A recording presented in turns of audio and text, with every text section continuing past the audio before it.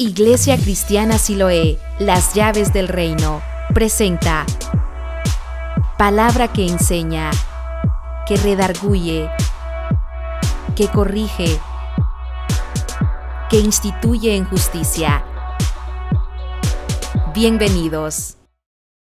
¿Por qué muchas veces nosotros preferimos ir a darle una enseñanza, una palabra a gente de alta estirpe, pero nos olvidamos que también hay gente tan necesitada que también necesita la palabra? Porque verdaderamente hoy nos interesa hacer negocios de algo que me beneficia personalmente y no tener la responsabilidad del verdadero llamado que Dios me hace para ir a la casa del Señor. Entonces, verso 15 dice, y ese fue el cuadro que Jesús encontró. Verso 15 dice, y haciendo un azote de cuerdas, echó fuera del templo a todos, y las ovejas y los bueyes, y esparció las monedas de los cambistas, y volcó las mesas. Pregunto, ¿ustedes creen que Jesús azotó a alguien? No, el único que fue azotado fue él. Pero me imagino que él agarró un lazo, hizo un azote y empezó a darle como movimiento. Y empezaron a salir esas cosas. Entonces, verso 16 dice, y dijo, y los que vendían palomas, quitad de aquí esto, y no hagáis de la casa de mi padre casa de mercado. Verso 17, entonces se acordaron sus discípulos que está escrito, el celo de tu casa me consume. Y aquí es donde viene muchas veces, confundimos el celo que tenemos por la casa de papá por un celo propio lleno de ego y orgullo y egoísmo. Convertimos nuestro celo de una forma equivocada y no una sujeción a alguien o al Padre que verdaderamente provoca un celo. Yo no puedo juzgar ni señalar a alguien. Yo no puedo juzgar a nadie si no me consta. Pero muchas veces el celo equivocado me permite tomar elecciones equivocadas que van en contra de la palabra de Dios. Entonces, Jesús explicó que la casa del Padre somos nosotros. Yo soy un templo donde mora el Espíritu de Dios, donde mora el Padre, donde mora la presencia de Dios. Esto es un edificio, esto será quemado. Pero el verdadero templo es aquel templo que dice el Padre, yo lo derribaré y lo construiré en 3 días. ¿Estamos bien? Entonces, verso 18 dice, y los judíos respondieron y le dijeron, ¿qué señal nos muestras ya que haces esto? Respondió y le dijo, destruid este templo y en 3 días lo levantaré. Jesús nos estaba dando una enseñanza clara que tenía que destruir lo que estaba dentro y edificarlo nuevamente con la presencia de Dios. Cuando empezamos a caminar con Jesús, empezamos a meternos más adentro y empieza Dios a limpiarnos. Dios en esta porción de la Biblia nos enseña que Él empieza a limpiar al inicio de su ministerio. Cuando usted conoció a Cristo, cuando usted conoció a Dios por primera vez, cuando usted tuvo una experiencia con Dios, Dios hizo una limpieza. Dios hizo una limpieza. Y dio cabida a que Jesucristo se sentara en usted. Ahora bien, pero eso no era el final del asunto. Eso no era el final del tema. Porque si no, ¿qué estamos haciendo nosotros aquí? Simplemente cuando hubiésemos sido salvos, Jesucristo nos hubiera llevado porque el trabajo hubiese sido. Entonces, ¿por qué fue necesario limpiar 3 veces el templo? Porque uno tiene que ser en los atrios, otro en el lugar santo y otro en el lugar santísimo. Y cuando entendemos ese principio de que Jesús tiene que limpiar el templo, puedo entender que se necesita tener un crecimiento espiritual, avanzar y crecer hasta llegar a tener los frutos como las palmeras. Pregunto, ¿las palmeras dónde tienen sus frutos? En las partes altas, en los lugares altos. Pero primero echó una raíz fuerte y profunda, luego un tallo, y en lo final están los frutos, que es lo que Dios quiere. Por eso cuando el pueblo de Israel miró que Jesús entraba, se sacó su manto. Su manto es una señal de que me quito mi cobertura y paso para que tú camines sobre mi cobertura. Le mostraron también palmas diciéndole: este es el que viene a cumplir, este es el de la estatura completa. Ellos no lo entendían en la parte natural, pero Dios estaba dando un mensaje tremendo. Porque hoy en día nosotros podemos darnos cuenta y cuántas lagrimitas nos hemos echado los días de Semana Santa, pero nuestras actitudes, nuestro comportamiento y nuestras acciones siguen siendo igual. Siguen siendo de la misma forma. Entonces, imagínense esta escena. Si usted estuviera ahí cuando Jesús entró al templo y usted estaba afuera viendo el templo, ¿qué escena usted puede mirar? Vamos a ese punto. Usted está ahí, Jesús entra al templo y usted está ahí como de esos miradores que siempre nos gusta mirar, donde hay un revoltijo. Usted se ha fijado que tal vez usted va por la calle y hay un choque. Lo primero que hacemos es mirar lo que no nos interesa. Paramos el tráfico. Bueno, son ejemplos. Imagínense una de esas personas que Jesús entró, fue al templo y se quedó afuera. ¿Qué es lo que usted mira pasar cuando usted está afuera? Palomas, cerdos, monedas, todo lo que estaba adentro, usted lo mira salir. Eso es lo que nosotros debemos entender, que cuando nosotros verdaderamente Jesús está limpiando mi templo, yo tengo que ver salir lo que me está dominando. Porque si no miro salir lo que me está dominando, es porque sigo con mi templo sucio y no con la limpieza que Jesús hizo. Porque yo puedo hoy decir: hoy sí, yo conozco, hoy sí, pero sigo con las mismas actitudes. Jesús no ha limpiado el templo. Ahora bien, ¿es por la autoridad de Jesús o por mi nefasta fe que sigo haciendo la voluntad del hombre y no la voluntad de Dios?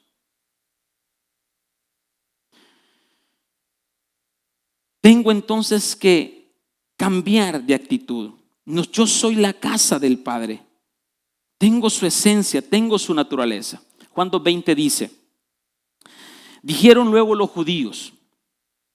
Juan 2:20 dice: dijeron luego los judíos, en 46 años fue edificado este templo y tú en 3 días lo levantarás. Esa es la incredulidad de cuando uno no entiende lo que Jesús está diciendo. Porque viene mi razonamiento natural, mi razonamiento humano, y dejo que me abarque la naturaleza y no lo natural y no lo sobrenatural. Mas él hablaba del templo de su cuerpo. Por tanto, cuando resucitó de entre los muertos, sus discípulos se acordaron que había dicho esto y creyeron la escritura y la palabra que Jesús había dicho. Verso 23. Estando en Jerusalén, en la fiesta de la Pascua, muchos creyeron en su nombre, viendo las señales que hacían. Pero Jesús mismo no se fiaba de ellos, porque conocía a todos. Pregunto, ¿Dios te conoce? Claro que sí. Él sabe. Él nos conoce. Él sabe que sí. Y entonces dice, verso 25, y no tenía necesidad de que nadie le diese testimonio del hombre, pues él sabía lo que había en el hombre. Y la palabra en es la palabra quereb, que es una de las 16 capacidades del hombre. La capacidad quereb. ¿Cuál es la capacidad quereb? La capacidad para poder bendecir, la capacidad para levantar el nombre del Padre, la capacidad para alabarlo, la capacidad para bendecirlo. Bendice alma mía, Jehová. La palabra alma es quereb. Entonces Jesús sabía que dentro de cada hombre estaba el nombre del Padre, aquel que bendecía. ¿Estamos entendiendo? Aquel que adoraba a Dios. Jesús sabía. Vamos a Lucas capítulo 17, verso 20, y dice: preguntado por los fariseos cuándo había de venir el reino de Dios, le respondió y dijo: el reino de Dios no vendrá con advertencia. No es algo visible, pero es algo que lo llevamos dentro, que está dentro de nosotros. Y dicen, verso 21, ni dirán helo aquí o helo allá, porque aquí el reino de Dios está entre vosotros. Y la palabra entre vosotros es la palabra quereb. Entre, adentro de mí, la palabra quereb. Ahora bien, Jeremías capítulo 31, verso 33 dice: pero este es el pacto que haré con la casa de Israel. Después de aquellos días, dice Jehová, daré mi ley en su mente. Y la palabra mente es la palabra quereb. Y la palabra mente es la palabra quereb. Y daré mi ley en su corazón, en su mente bendecidora. Ahora bien, por eso Jesús sabía lo que había en el templo, lo que estaba dentro de los hombres. Dios sabe lo que está dentro de ti, dentro de mí y dentro de los hombres. Yo puedo aparentar, yo puedo figurar, yo puedo representar algo externo, pero quien sabe lo que yo tengo dentro se llama Jesucristo. Entonces, por eso Jesús vino a limpiar nuestro templo lleno de orgullo, altivez. ¿Para qué? Para que se forme o se limpie el nombre del Padre que está en nosotros. ¿Estamos entendiendo? Entonces, Jesús entra a Jerusalén, va al templo, limpia de todos los cambistas, de todos los ladrones, y le dice que Él conoce lo que está dentro. Él conoce que el Padre está dentro del templo, porque el Padre y el Hijo uno solo son. Entonces, primera vez que Jesús limpia el templo. Vamos a la segunda vez que Jesús limpió el templo. Y esa la encontramos en el libro de Juan. En el libro de Juan, capítulo 2, limpia el templo por primera vez. En Mateo 21, Jesús limpia el templo.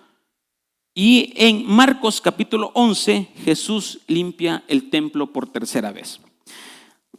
Ahora bien, ahora estamos en la entrada, en la etapa final del ministerio, y hoy como un domingo que entró Jesús. ¿Estamos entendiendo? Me lo llevé al inicio del ministerio, que es necesario que Jesús no limpie el templo para darnos una salvación. Pero Jesús permanece y sigue limpiando. Regresa al templo y dice: el templo está sucio. Entonces, vamos a la palabra de Dios que está en Mateo capítulo 21, verso 1, que es cuando Jesús limpia el templo por segunda vez. Dice, verso 1 dice: cuando se acercaron a Jerusalén y vinieron a Betfagé, al monte de los olivos, Jesús envió 2 discípulos. Esto fue la palabra que leímos al inicio, diciéndoles: id a la aldea que está enfrente de nosotros, y luego hallaréis una asna atada y un pollino con ella, y desatadla y traédmelos. Y si alguien os dijere algo, decid: el Señor lo necesita, y luego los enviará. Todo esto aconteció para que se cumpliese lo dicho por el profeta cuando dijo: decida la hija de Sión, he aquí tu rey viene, y a ti manso y sentado sobre una asna, sobre un pollino, hijo de animal de carga. Y los discípulos fueron e hicieron como Jesús le mandó, y trajeron el asna y el pollino, y pusieron sobre ellos sus mantos, y se sentó encima.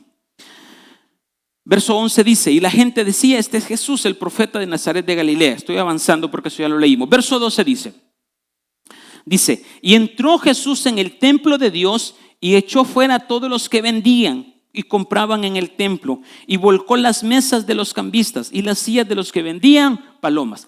Vamos, Jesús entra, Jesús llega a Jerusalén. ¿Estamos? Aquí va montado en un asno y en el pollino. Entra a Jerusalén y lo primero que hace es, Jesús va al templo. Ahí donde va, y dice, Verso 13 y dice, y les dijo, escrito está, mi casa de oración será llamada, mas vosotros la habéis hecho cueva de ladrones. ¿Dónde está el altar de oración? En el lugar santo. Entonces Jesús viene y dice, primeramente lo saqué para que entendieran que yo soy la salvación. Después tengo que limpiarles el templo para que entiendan que su casa será una casa de oración, de un incienso que levanta oración al Padre. ¿Cuántas veces nuestras oraciones están manchadas o sucias? Y en el buen sentido, porque estoy clamando y pidiendo cosas que me quieren satisfacer o tener que mi orgullo se hinche para complacer mis deseos y no la voluntad de Dios. Entonces Jesús dice, ¿saben qué? Ya lo limpié primera vez, hoy necesito seguirlo limpiando. Entiendan que mi casa, su templo, es una casa de oración, es una casa de bendición, es una casa para alabar, es una casa para bendecir. Pero ¿qué es lo que pasa? ¿Qué es lo que pasa? Nuestro templo, en lugar de una casa de oración, se ha convertido en una casa de murmuración, en una casa de queja, en una casa de lamento, en una casa de llanto, en una casa de porque a mí, porque yo merezco, yo aquí, yo soy acá, yo esto. Entonces en automático mi templo se convirtió no en una casa de oración, sino en una casa de posicionamiento donde está el insensato, donde está el orgulloso, donde está el soberbio y donde está el altivo. Donde yo quiero merecer más, donde yo soy necesitado porque me lo merezco. Déjeme decirle, usted y yo no merecemos nada. Todo es por la gracia de Dios.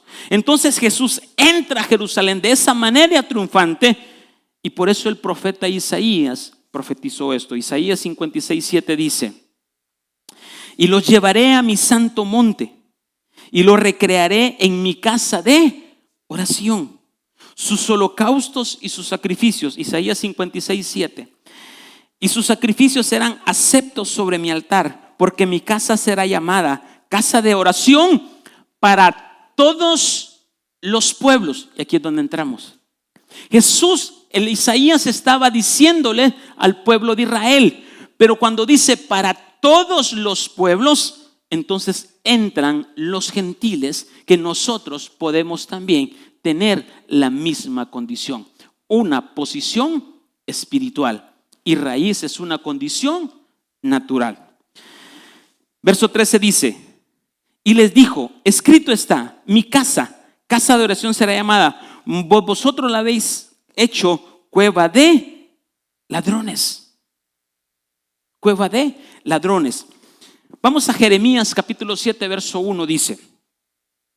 Jeremías capítulo 7 verso 1 dice, palabra de Jehová que vino a Jeremías diciendo, ponte a la puerta de la casa de Jehová y proclama allí esta palabra y di, oíd palabra de Jehová toda Judá, los que entráis por estas puertas para adorar a Jehová. Así ha dicho Jehová de los ejércitos, Dios de Israel, mejorad vuestros caminos y vuestras obras, y os haré morar en este lugar. Aquí viene una enseñanza tremenda. Nuestros caminos van a cambiar nuestras obras. Los caminos de Jesucristo van a cambiar toda la basura que por dentro somos. Por eso mi oración debe cambiar el camino si la estoy haciendo incorrecto. Pero para eso es necesario limpiar mi templo. Limpiar mi templo de toda suciedad. Entonces, ¿cuál es el camino correcto? El camino son las pisadas del Cordero. El camino son el camino crucificado. ¿El camino cuál es? El camino crucificado que me lleva a una resurrección. Pero ahora mi templo o mi casa de oración no puede orar de esa forma porque tengo temor al camino crucificado. Tengo temor, tengo pánico al proceso que Dios quiere poner en mi vida porque mi carne rehúsa al propósito de la voluntad de Dios. Mi carne no quiere, mi carne no anhela, mi carne no desea levantarse temprano a orar, mi carne no quiere correr a leer la palabra, mi carne no quiere orar, mi carne no quiere someterme a la voluntad de Dios, mi carne no quiere disciplinarme a lo que Dios quiere en mí. Entonces mi oración cambia y mis caminos son diferentes a los caminos de Dios. ¿Estamos bien? Ok. Entonces, Jesús limpia el camino antes de ir a la cruz. En este momento, cuando Jesús empezó, lo limpió por primera vez, pasaron 3 años y medio para que llegara este momento. Pero cuando llega este momento es porque Él ha crecido o quiere enseñarnos en el nivel de crecimiento que estamos y se acerca el nivel de crucifixión. Entonces Jesús limpia el templo antes de ir a la cruz para que la sangre sea efectiva. ¿Por qué la sangre no es efectiva cuando la aplicamos? ¿Por qué la sangre no es efectiva? Mira este principio. ¿Por qué el pastor tanto que dice, la sangre nos limpia, la sangre nos purifica, la sangre nos redime, la sangre nos une, la sangre reconcilia? Pero ¿por qué en mi vida no funciona? Porque mi templo está sucio. Y entonces, ¿cómo puedo utilizar la sangre? Y bíblicamente, había sangre en el altar de bronce y descendía fuego. Pero cuando ellos iban al lugar santo, antes de entrar al lugar santo, ellos pasaban por las aguas de su nombre, limpiándose, que es el lavacro. Yo no puedo venir a predicar si no estoy postrado o arrepintiéndome de todo aquello que ensucia mi templo. Porque para entrar al lugar santo tenía que limpiarse los sacerdotes de la suciedad. Pero hoy en día queremos que la sangre sea aplicada. Queremos ver la gloria de Dios cuando vengo de una discusión con mi pareja. Cuando vengo de hacer un pensamiento incorrecto. Cuando vengo de mirar algo incorrecto. Cuando vengo de pensar algo incorrecto. Entonces, antes tengo que limpiarme para que la sangre sea efectiva. No es que la sangre no sea efectiva, sino que mi templo está sucio. Mi templo se ha convertido en una cueva de ladrones. Porque el insensato está ahí. Entonces no es que la sangre no sea efectiva, es que mi templo está sucio. Entonces Jesús limpia el templo por segunda vez para entendernos que mi oración debe ser limpia para que llegue al trono de Dios. ¿Por qué mi oración no llega al templo de Dios o al trono de Dios? ¿Por qué mi oración es como que en ese techo y rebote? Porque mi templo está sucio. ¿Y cuándo mi templo está sucio?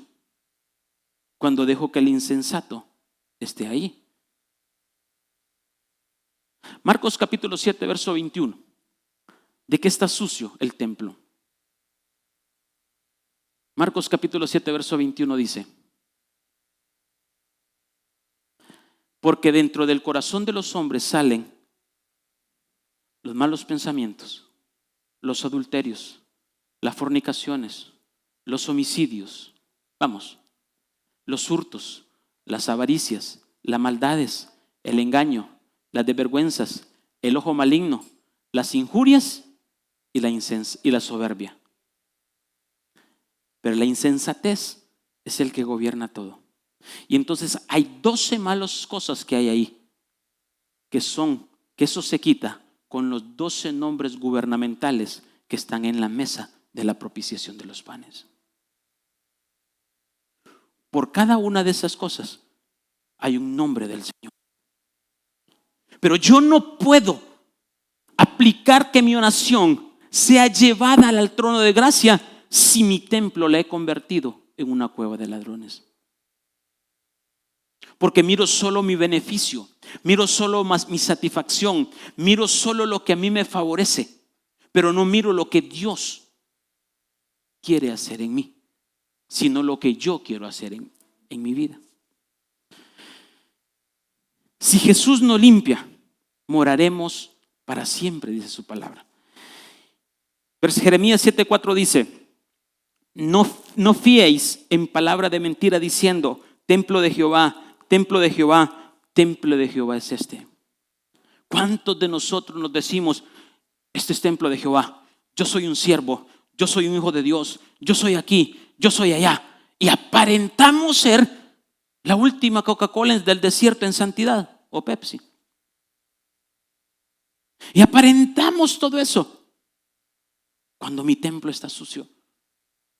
Ay, qué tremendo. Verso 5 dice: pero si mejoráis cumplidamente vuestros caminos y vuestras obras, si con verdad hiciereis justicia entre el hombre y el prójimo, y no oprimereis al extranjero, al huérfano y a la viuda, ni en este lugar derramaréis la sangre inocente, ni anduviereis en pos de dioses ajenos para mal vuestro. Y ahí le está diciendo las 4 letras de su nombre.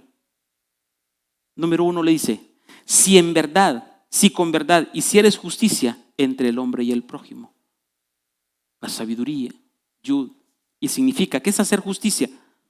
Poner las cosas en una balanza, ser parejo, equitativo, por igual. Yo no puedo tener preferencias con una ovejita y con otra ovejita. Yo no puedo tener preferencias con mi hijo mayor o con mi hijo menor. Hay que ser equitativos. Entonces, tratar rectamente. Si llamamos a lo bueno, bueno, a lo malo, malo. Pero hoy llamamos a lo bueno, malo, y a lo malo, bueno.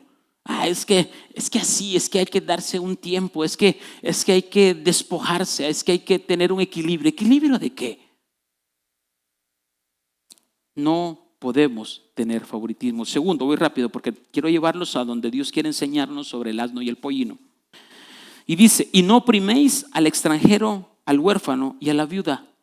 ¿Qué significa esto? No te aproveches de aquellos que están indefensos. No te aproveches de las circunstancias que está pasando mi amigo para yo aprovecharme. Mira, ahorita ese está reventado. Ahorita con esto que le lleves, te lo agarra. Te estás aprovechando de algo inocente, de un indefenso, por la necesidad. 3, ni en este lugar derramaréis la sangre inocente. ¿Qué se refiere a esto? No es que voy a derramar, ir a matar y derramar sangre, pero ¿cuántas veces nos convertimos en homicidio de alguien por levantarle una falsa calumnia, por levantarle una mentira, por hacer un daño, atribuir a alguien algo que no es? Y la 4, ni anduviereis en pos de dioses ajenos para mal vuestro. O sea, ¿a quién estás sirviendo? Si el tiempo está llegando a su final, ¿en quién debe estar compenetrada tu mirada? ¿En un Dios ajeno o en un Dios de verdad? ¿A quién estás siguiendo? ¿A quién te apasiona seguir? ¿A quién te apasionas buscar? ¿A quién te apasionas contentar? Es que pobrecito, nuestros hijos, que lo merecen, un relax, mira. No, a lo bueno no puedes llamarlo malo y a lo malo no puedes llamarlo bueno. Necesitamos limpiar nuestro templo y entender que la venida de Cristo está cerca. Y si me halla con el templo sucio, no lograré llegar a la estatura del varón perfecto. No puedo seguir tras otros dioses. Y Él les ha mencionado y hemos hablado cuáles son esos dioses a los cuales seguimos. Entonces, no estar buscando satisfacción en algunas cosas que no agradan a Dios. No buscar satisfacción por querer satisfacer mi carne, por querer creer tener la razón cuando no la tengo.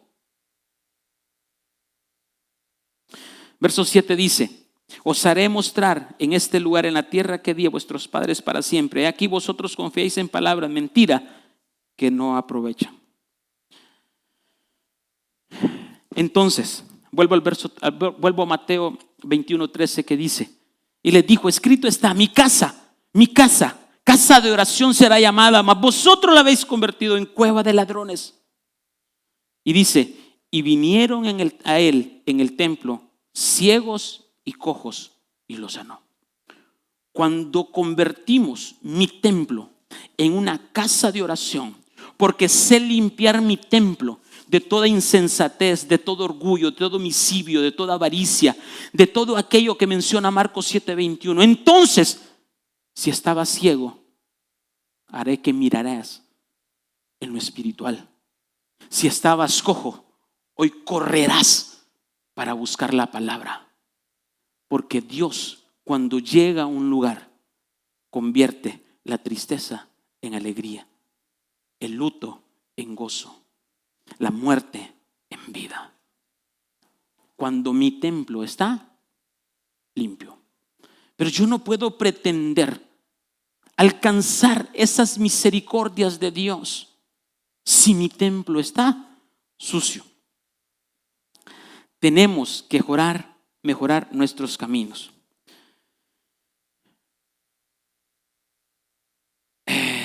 Tercera vez que Jesús limpia el templo. Tercera vez que Jesús limpia el templo. Dice, Marcos capítulo 11, verso 8. Dice: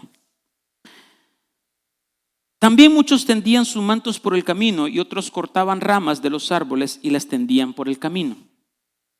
Y los que iban delante y los que venían detrás daban voces diciendo: Hosana, bendito el que viene en el nombre del Señor, bendito el reino de nuestro padre David que viene, Hosana en las alturas. Y entró Jesús en Jerusalén y en el templo, y habiendo mirado alrededor de todas las cosas, como ya anochecía, se fue a Betania con los 12. Escuche bien esto para entender este principio. Mateo dice, Marcos no lo menciona. Voy a terminar de leérselos para que entiendan el contexto.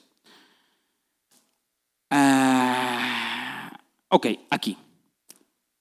Mateo dice que cuando él llegó a Jerusalén, él se fue al templo, sacó a los ladrones y después se fue a Betania. ¿Sí? Marcos dice, no lo cuenta total, Marcos dice: y entró Jesús a Jerusalén y en el templo, y habiendo mirado alrededor todas las cosas como ya anochecía, se fueron a Betania con los 12. Marcos no habla de la segunda limpieza. Mateo sí habla de la segunda limpieza. Entró a Jerusalén, llegó al templo, limpió y después se fue a Betania. Marcos dice, llegó a Jerusalén, se fue al templo y como ya oscurecía, se fue a Betania. ¿Estamos bien? Ok. Miren lo que dice Marcos 11:12 para que entendamos. Al día siguiente, cuando salieron de Betania, tuvo hambre.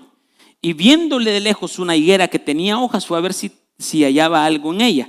Pero cuando llegó a ella, nada halló sino hojas, pues no era tiempo de higos. Entonces Jesús dijo a la higuera: nunca jamás coma nadie fruto de ti. Y oyeron sus discípulos. Eso fue al segundo día, cuando regresaron de Betania. Ojo con esto, estoy llegando al cierre. Y dice: vinieron pues a Jerusalén, y entrando Jesús en el templo, comenzó a echar fuera a los que vendían y compraban en el templo, y volcó las mesas de los cambistas y las sillas que vendían palomas.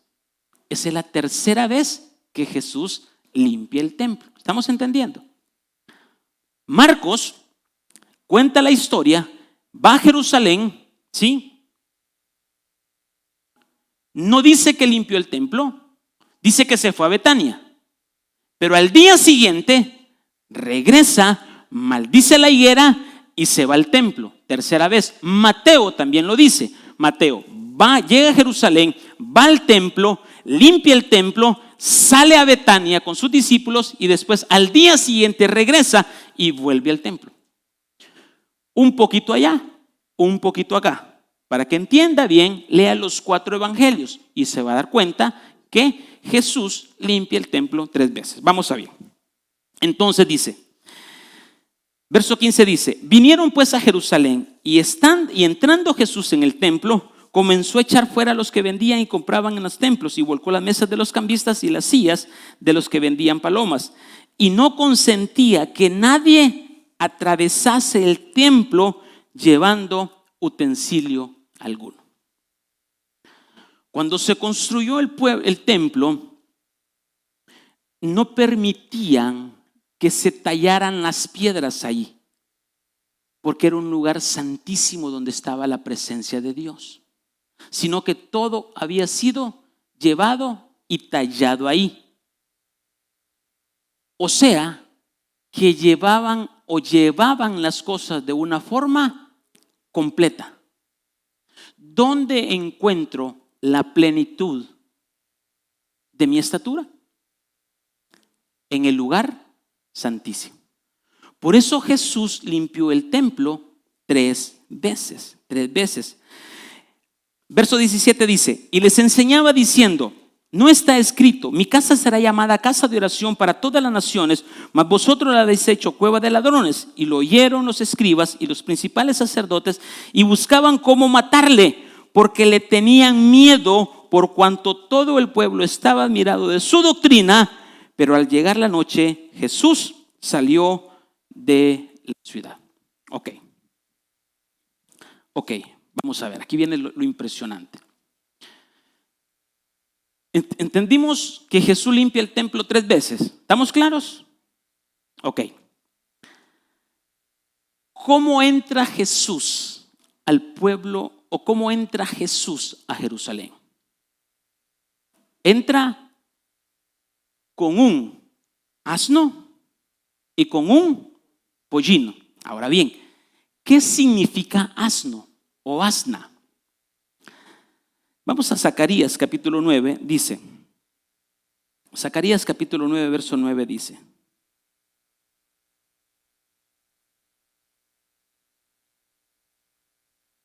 Dice, alégrate mucho, hija de Sión, y da voces de júbilo, hija de Jerusalén. He aquí tu rey vendrá a ti, justo y salvador, humilde y cabalgando sobre un asno, y así sobre un pollino, hijo de asna. Vamos a ver, ¿el pollino quién es? Es el hijo del asna. ¿Estamos claros? Ok. Asna o asno significa un estado de crecimiento. Y pollino, ¿qué es? O sea, asno es que llegó a una madurez, creció. Y se lo voy a enseñar de 2 formas. Número 1, asno es un orgullo de exaltación o un orgullo de superioridad, y pollino es un orgullo de inferioridad. Cuando Jesús manda a sus discípulos, grabes esto, cuando Jesús manda a sus discípulos, dice, ir allí y desatadme un asno y un pollino. Si alguien les pregunta, ¿quién manda a decir? Diles que es el Señor. ¿Estamos claros?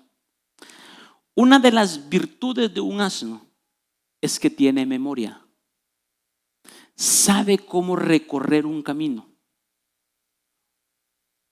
Un caballo no. Un caballo es torpe, pero un burro o mula no mete las patas 2 veces. Entonces viene el hombre y efectivamente, y en Juan lo dice, cuando llega el hombre, los discípulos dicen, ¿para qué lo quieres? Y Jesús dijo, el Señor lo manda a traer. Viene la omnipresencia de Dios, porque pollino significa esto. Pollino significa en sentido de levantar, significa propiamente asno joven. De aquí como borrico, asno, pollino, asno tierno. Significa alzar, levantar, velar, alguien que abre los ojos. Viene de la palabra estar desnudo. Significa, le dice Juan capítulo 11, Marcos capítulo 11, verso 4 dice, vamos, aquí empieza el principio de esta enseñanza. Marcos capítulo 11. Si quieres dame pantalla acá, hijo.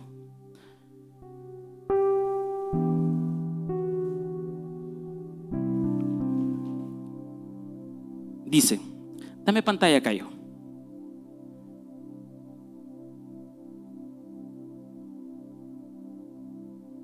Dice, y fueron y hallaron el pollino. Estoy en verso 4, dice, atado a la puerta, fuera, entre dos caminos, y le desataron. ¿Dónde estaba el pollino? Fuera, en la puerta. ¿Dónde empieza tu crecimiento espiritual? Fuera, en la puerta. Y le dice, y ese pollino está entre dos caminos. Esto está impresionante. ¿Cuáles son esos dos caminos? El pollino es el hijo del asno. El asno alcanzó el final del camino completo. El pollino empieza el camino desnudo y sin esperanza.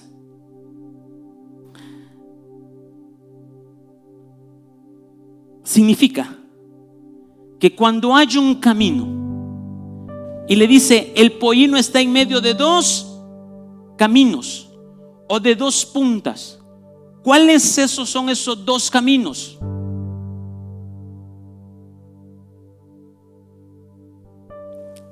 Un camino, segundo camino,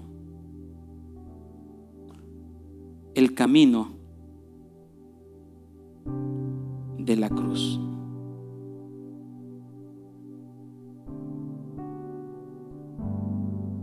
¿Está entendiendo o no?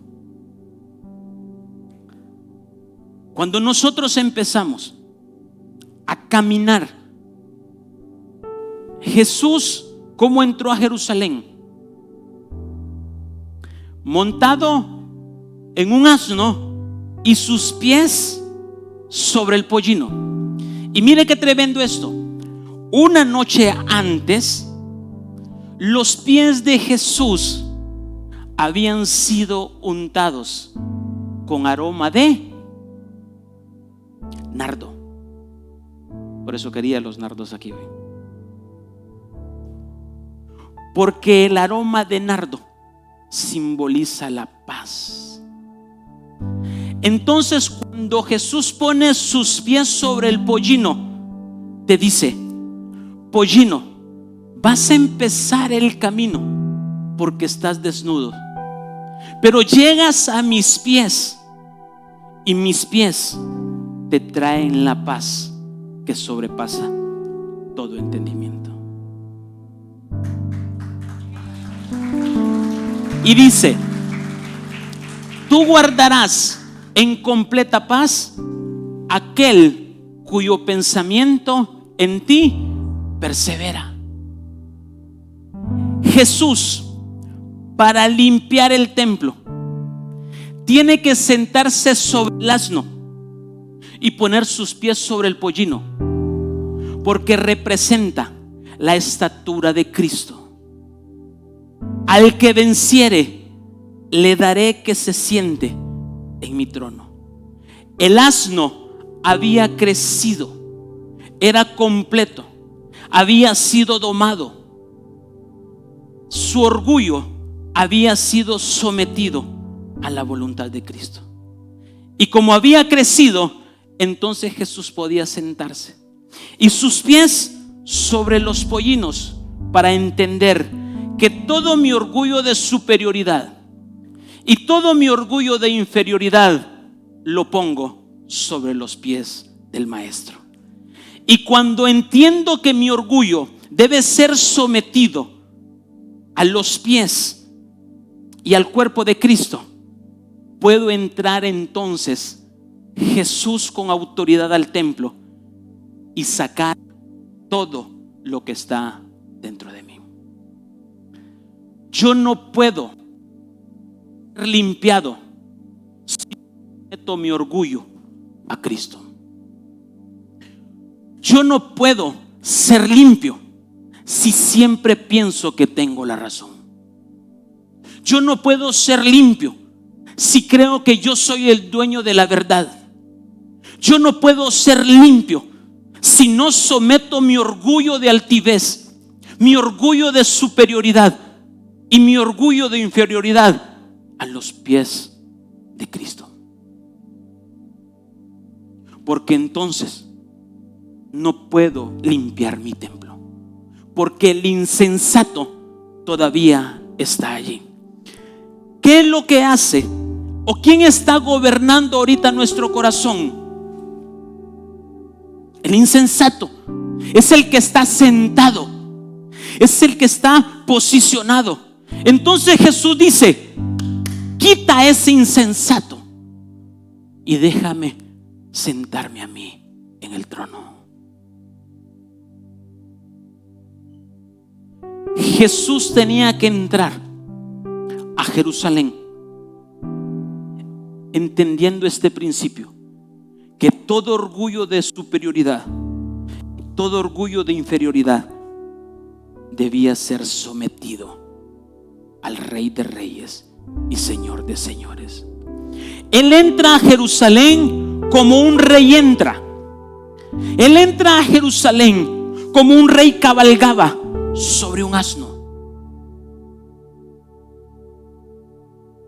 Pero nosotros hoy en día no queremos someter mi orgullo. Ni existe el perdón, ni existe la palabra me equivoqué, ni existe la palabra disculpa. Simplemente me quedo callado, yo tengo la razón.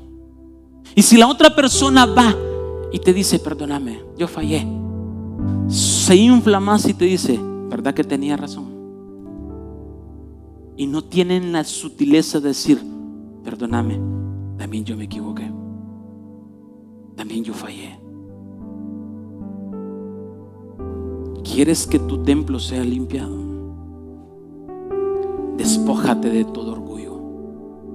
Quita al insensato que está en el trono y deja que Jesucristo se siente en el trono. Por eso Jesús, un domingo de Ramos, como se le conoce, entró a Jerusalén diciendo: voy a mostrarle al pollino que está en medio de dos caminos. Escuche bien esto: para limpiar el templo. ¿Y el camino cuál es? El camino crucificado que me lleva al camino resucitado. No hay camino resucitado si no hay camino crucificado. Y entonces ese pollino dijo: me encuentro en medio de dos caminos, voy a ser sumiso a la voluntad de Dios. Ahora bien, ¿cuál es el problema hoy en día? Y mire esta: la palabra rey tiene una balanza. Aquellos que quieren ser limpiados del templo, el asna y el pollino estaban en total sujeción al rey. ¿Dónde iba Jesús? ¿O dónde iban el pollino y el asna? Donde Jesús decía: me muevo a la izquierda, me muevo a la derecha, allí va el pollino y el asno. Aquellos que gritaban: Hosana, Hosana, Hosana, viene el libertador. ¿Cuál era el pensamiento de ellos? Era que entraba Jesús con todo un ejército y decían: vengo a liberarlos del imperio romano, vengo a quitarlos. Y entonces ellos empezaron a decir: ese es mi rey, ese es mi rey. Pero cuando empezó a limpiar el templo, a sacarlos, a confrontar a los fariseos, a confrontar a los seduceos, a confrontar a todos, dijeron: crucifícalo, mátalo. Por eso la multitud quería dirigir al rey, pero el asno y el pollino se dejan dirigir por el rey. Pero el soberbio y el altivo quieren dirigir al rey. Cuando hablo de quieren dirigir al rey es: quiero hacerlo a mi forma, quiero hacerlo en mi tiempo, quiero hacerlo como yo quiero hacerlo a mi satisfacción. Hay oración a las 5 de la mañana, yo oro a las 6. Hay oración de intercesión a las 4. Es que yo me levanto temprano y oro antes. Entonces, ¿tú diriges al rey o el rey te dirige a ti?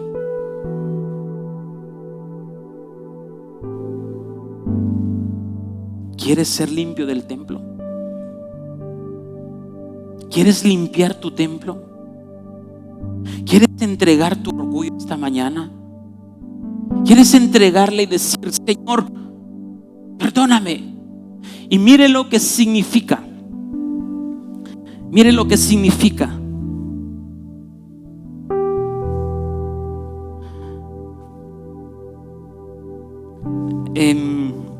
La palabra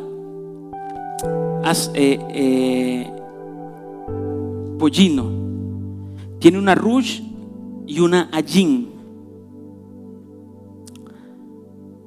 Una resh y una yin, que significa cabeza,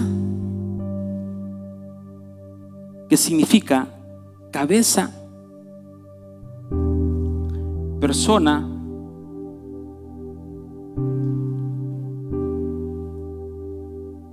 y significa un ayin o un ojo.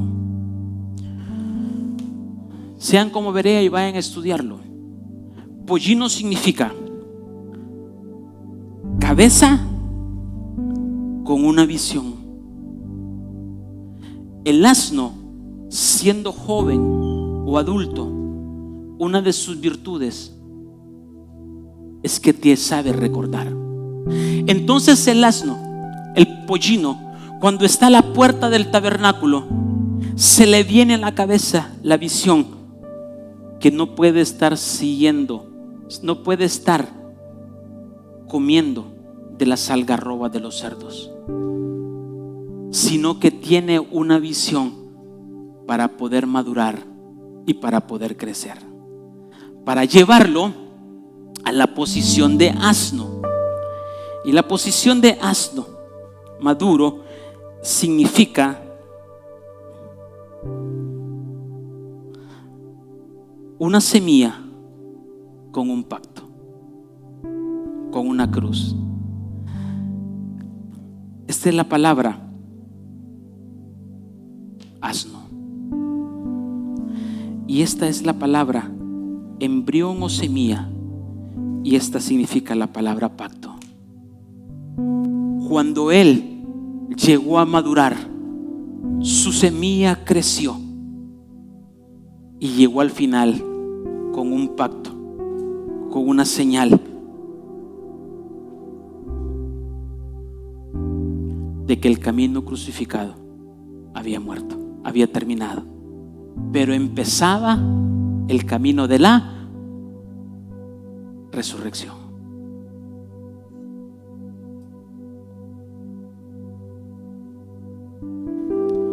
Tú quieres hoy el camino de la resurrección sin el camino de la crucifixión. Todos empezamos como un pollino. Tienes que entender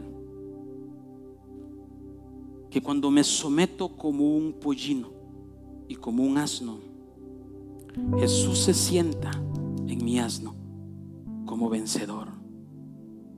Al que venciere, le daré que se siente conmigo en el trono. Porque mi semilla, mi embrión, llegaron a un pacto.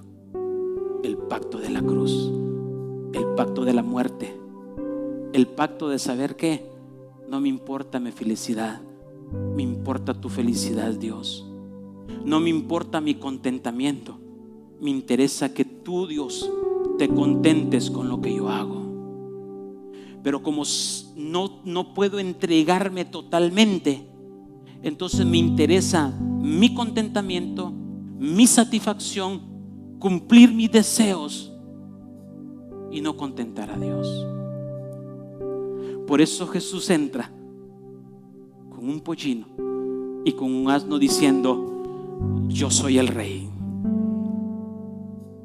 Y estos se someten a mí. Todo orgullo de exaltación, todo orgullo de superioridad y todo orgullo de inferioridad. ¿Sabes cuál es el orgullo de superioridad? ¿Lo saben o no? Es jactarme de que yo siempre tengo la razón. Es jactarme de que yo no me equivoco. Es jactarme de que yo estoy en una posición alta. ¿Y sabes cuál es el orgullo de inferioridad? Está bien, no me den nada. No, si yo no merezco nada. No, si hoy aquí. Y me vuelvo un orgulloso tan bajo, pero orgulloso también. ¿Se han fijado que hay que rogarlos? Vení, no. Vení, no. ¿Tenés hambre? No. Yo me hago la comida. Y tal vez con aquel hambre y diciendo: cocíname, por favor. Por un orgullo de inferioridad. Pero Dios, yo me voy a sentar sobre el orgullo de superioridad y sobre el orgullo de inferioridad, y mostraré al insensato que entro a tu templo como el Rey de Reyes y Señor de Señores, que todo aquello que habíamos convertido en templo, en una cueva de ladrones, la convierto en una casa de oración para Dios. Y alabaré y exaltaré el nombre de Dios por siempre, por la capacidad querer, la capacidad de bendecir. Hoy puedo decir en este domingo: Padre, te alabo. Y sabes que estoy dispuesto a recorrer el camino crucificado para luego tener un camino resucitado que me hará morar en el monte de Sión por toda la eternidad. Démosle gloria a Dios.